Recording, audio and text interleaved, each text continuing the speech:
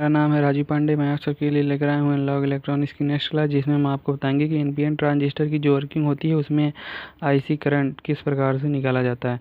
NPN transistor की working में हम आईसी करंट को कैसे निकालते हैं। यहाँ पर आप देखिए, हमने एनपीएन ट्रांजिस्टर की पूरी वर्किंग पीछे वीडियो में बना के रखी है, बता दिया है आपको। हम क्या करेंगे, डिस्क्रिप्शन बॉक्स में लिंक दे देंगे, आप वहाँ से जाकर क्या कर सकते हैं, देख सकते हैं किस प्रकार से हमने वर्किंग उसकी बताई। तो क्या है कि यहाँ से जैसे हम इसको ये देते हैं क्या, बैटरी का इसे हम फॉरवर्ड बायस और इसे रिवर्स बायस में करते हैं। किसको, जो इमीटर जंक्शन उसे फॉरवर्ड बायस, जो कलेक्टर जंक्शन है उसे रिवर्स बायस करते हैं। तो क्या होता है, इसके फॉरवर्ड बायस करने से इधर से इलेक्ट्रॉन क्या करते हैं, इधर को साइड मूव करते हैं, और इधर से होल्स भी क्या करते हैं, इधर को आते हैं। तो दोनों क्या होते हैं, विपरीत दिशा में आते हैं। क्या होता है, होल्स इधर आएगा, इलेक्ट्रॉन इधर जाएगा। तो यहाँ से क्या होता है कि जैसे ही कुछ इलेक्ट्रॉन जाते हैं, तो यहाँ से मान लो अगर क्या हुए कि यहाँ पर जैसे 6 इलेक्ट्रॉन निकल चुके हैं यहाँ से, तो यहाँ पर क्या होंगे, 2 के साथ क्या करेंगे, ये 2 इलेक्ट्रॉन के साथ यहाँ 2 होल्स के साथ क्या करेंगे, रिकम्बाइन हो जाएंगे। और बाकी 2 होल जो इधर आएंगे वो क्या होंगे, यहाँ 2 इलेक्ट्रॉन के साथ क्या होंगे, रिकम्बाइन हो जाएंगे। तो यहाँ से इलेक्ट्रॉन जैसे जितने गए हैं वो कुछ क्या होंगे, बेस के साथ रिकम्बाइन होंगे। क्या होंगे, बेस में कुछ होल्स के साथ रिकम्बाइन होंगे, बाकी जो बचेंगे वो क्या करेंगे, कलेक्टर में क्रॉस कर जाएंगे। और किस प्रकार से क्रॉस करते हैं कलेक्टर, आप पिछली वीडियो में जाके देख सकते हैं। जैसे क्या होता है कि यहाँ पर जो इलेक्ट्रॉन यहाँ से देखिए, जो होल्स क्या हुए इधर को आए, वो क्या हुए, इसमें आने के बाद क्या हुए, इलेक्ट्रॉन के साथ रिकम्बाइन हुए। तो ये जो यहीं पर इलेक्ट्रॉन क्या हुआ, न्यूट्रलाइज हो गया, उसकी तो हम बात नहीं करेंगे। लेकिन जो इलेक्ट्रॉन क्या होता है, इमीटर से कलेक्टर तक जाता है। क्या होता है, इमीटर से कलेक्टर तक जाता है। तो वो वाला इलेक्ट्रॉन क्या होता है, जो मतलब इमीटर से क्या होता है, कलेक्टर तक जाता है। क्योंकि हमें कलेक्टर करंट ज्ञात करना है ना, तो हमें चेक करना है कलेक्टर तक कौन सा करंट पहुंच रहा है। तो यहाँ से क्या होता है, इमीटर से जो इलेक्ट्रॉन पहुंचते हैं कहाँ तक, कलेक्टर तक। जैसे अगर यहाँ से इलेक्ट्रॉन, मान लो ये तो हमने यहाँ पर 6 ही दिखाया है, इसमें बहुत इलेक्ट्रॉन होते हैं सबस्ट्रेट में, जो पी सबस्ट्रेट है। तो मान लो यहाँ पर इलेक्ट्रॉन की संख्या की थी, नंबर ऑफ इलेक्ट्रॉन कितने थे, n थे। नंबर ऑफ इलेक्ट्रॉन अगर कहाँ गए, इधर बेस में गए, तो बेस में क्या होते हैं, कुछ इलेक्ट्रॉन क्या होते हैं, होल बेस में जो होता है होल्स के साथ रिकम्बाइन हो जाते हैं। तो इसमें रिकम्बाइन हो जाते हैं तो किस प्रकार से, मतलब इसमें कुछ कितने परसेंट होते हैं, लगभग 2% क्या होते हैं, यहाँ पर रिकम्बाइन होते हैं। और क्या होते हैं, अगर यहाँ पर बेस में 2% रिकम्बाइन हो रहे हैं, 2%, तो इसका मतलब कलेक्टर में क्या होंगे, यहाँ से जितने इलेक्ट्रॉन चले हैं उसका क्या होगा, 98% यहाँ कलेक्टर में पहुँच जाता है। क्या होता है, 98% क्या होता है, कलेक्टर में पहुँच जाता है। तो जो 98% कलेक्टर में पहुंचता है, अगर मान लिया जाए वो 98% क्या है, अल्फ़ा है। मतलब अल्फ़ा क्या है, 98% है। तो यहाँ से देखिए, अगर अल्फ़ा को हमने 98% मान लिया, तो यहाँ पर जो क्या होगी, यहाँ से करंट मतलब इलेक्ट्रॉन चले, इलेक्ट्रॉन अगर मान लो इमीटर से n चले हैं, तो क्या होंगे, आई ई, मतलब आई ई इमीटर से कितने इलेक्ट्रॉन चले, वहीं जो इलेक्ट्रॉन चले वहीं करंट होगा ना। तो मतलब करंट का 98% क्या हुआ, इलेक्ट्रॉन चले हैं। तो जो इलेक्ट्रॉन चले हैं यहाँ से इमीटर से, वही क्या होगा, इमीटर करंट होगा। तो यहाँ से इलेक्ट्रॉन मान लो अगर चले हैं n, तो उसका मतलब इमीटर करंट का जो 98% भाग होगा, वही उतने इलेक्ट्रॉन क्या होंगे, चले होंगे। 98% भाग मतलब अल्फ़ा, अल्फ़ा से अगर हम गुणा कर दें आई ई में, तो इसका क्या हो जाएगा, 98% हो जाएगा। इमीटर करंट का 98% कहाँ तक पहुँच गया, कलेक्टर तक। उसके बाद क्या होगा, इसमें कुछ लीकेज करंट होंगे। क्या होंगे, लीकेज करंट। तो जो लीकेज करंट होता है उसे हम किससे डिनोट करेंगे, ICBO।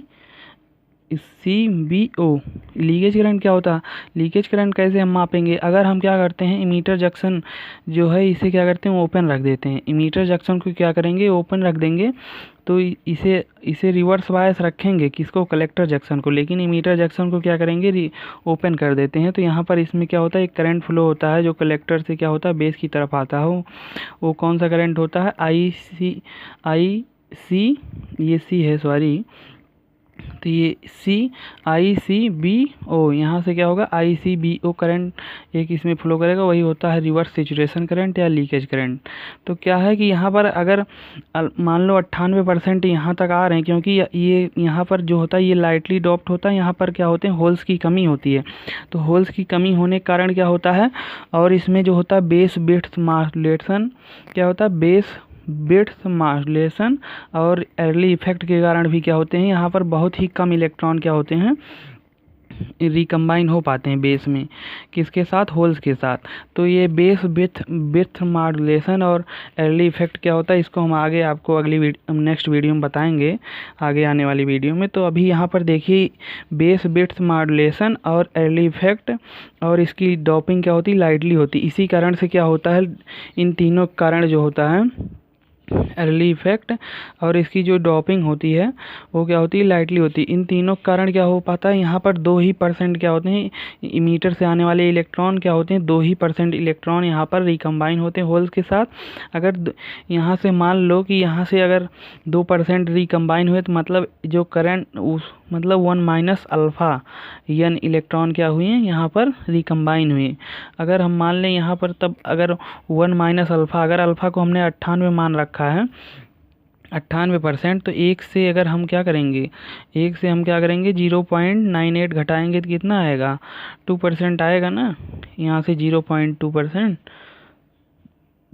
यहाँ से क्या आएगा 0.2 आएगा, क्योंकि यहाँ से देखिए अगर यहाँ 10 से 8 जाएगा तो हाँ, तो क्या आएगा 0.2% आएगा। मतलब 2% इलेक्ट्रॉन क्या होंगे यहाँ से, अगर यहाँ से मान लो 100% इलेक्ट्रॉन निकलें और 2% इलेक्ट्रॉन क्या हुए, इधर चले गए, 2% होल्स में रिकम्बाइन हो गए, तो कितने परसेंट इधर गए, 98% इलेक्ट्रॉन इधर आए ना। तो हमने अगर अल्फ़ा को 98 मान रखा है तो क्या होगा कि यहाँ से अल्फ़ा यन इलेक्ट्रॉन क्या होंगे, कलेक्टर में आ जाएंगे, अल्फ़ा यन क्या होंगे, इलेक्ट्रॉन कलेक्टर में आ जाएंगे, जबकि क्या होगा 1 माइनस अल्फ़ा यन इलेक्ट्रॉन क्या होगा, बेस में चला जाएगा। तो यहाँ जो होता है, अगर यन जो है इलेक्ट्रॉन की संख्या है, तो यहाँ से आने वाले इलेक्ट्रॉन यन यही तो है। तो अगर यन क्या है, इलेक्ट्रॉन की संख्या, तो इलेक्ट्रॉन के फ्लो को करंट कहते हैं, मतलब करंट होगा। तो ये जो इलेक्ट्रॉन होगा वो कहाँ से फ्लो हो रहा है, इमीटर से। तो इमीटर से अगर इलेक्ट्रॉन फ्लो हो रहा है तो ये जो इमीटर से इलेक्ट्रॉन फ्लो होगा वो इमीटर करंट के लिए फ्लो होगा। तो इसका मतलब हम यहाँ यन के स्थान पर क्या रख सकते हैं, IE लिख सकते हैं, क्योंकि इलेक्ट्रॉन के फ्लो को ही क्या कर, उसके विपरीत में क्या होता है, करंट होता है इलेक्ट्रॉन के फ्लो के। तो यन जो है इलेक्ट्रॉन की संख्या ही है। और यन कहाँ से निकला है, ये यन कहाँ से निकला है, कहोगे कि ये इलेक्ट्रॉन तो मतलब यहाँ जो इलेक्ट्रॉन पहुँचे हैं वो क्या है, यहाँ से आने वाले इलेक्ट्रॉन की संख्या में कम है। यहाँ से जो इलेक्ट्रॉन निकले उसकी संख्या में कलेक्टर में पहुँचने वाले इलेक्ट्रॉन कम है, तो हम इसे IE नहीं लिख सकते। इसे हम ये टोटल IE नहीं लिखें, ये IE का कितना परसेंट है, IE का 98% है।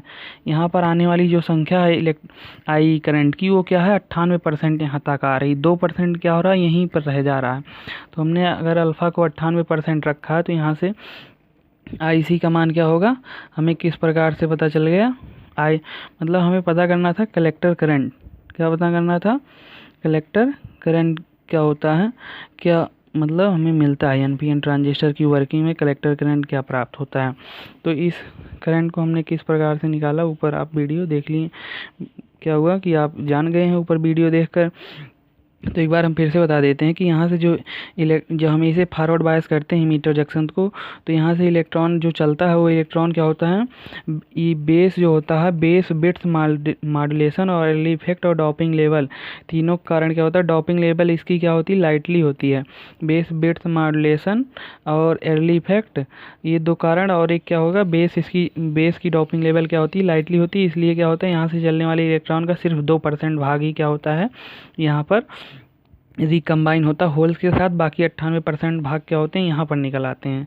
तो ये जो 98% भाग कलेक्टर में आ गए तो वही तो होंगे कलेक्टर करंट। कलेक्टर करंट क्या होगा, जो 98% भाग यहाँ आया है और उसके बाद क्या होगा कि जो यहाँ से आके पहुँचा है।